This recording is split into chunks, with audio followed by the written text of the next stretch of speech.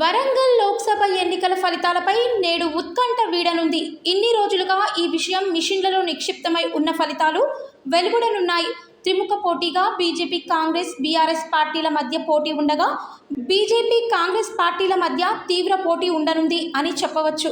వరంగల్ లోక్సభ స్థానం ఎన్నికల ఓట్ల లెక్కింపుకు అధికారులు సర్వం సిద్ధం చేసి ఎన్నికల కౌంటింగ్ ప్రారంభించారు.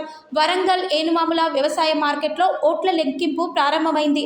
వరంగల్ నియోజకవర్గం పరిధిలో 7 అసెంబ్లీ సెగ్మెంట్ల వారీగా లెక్కింపు కేంద్రాలను ఏర్పాటు చేసిన అధికారులు వరంగల్ తూర్పు నియోజకవర్గం 17 రౌండ్లు ఉండడంతో లెక్కింపు మొదట పూర్తి కానుంది.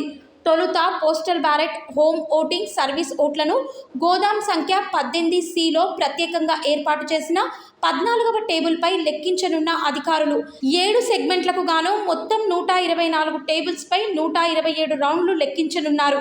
వరంగల్ బరిలో 42 మంది అభ్యర్థులు ఉండగా మొత్తం పోలింగ్ శాతం 68.86.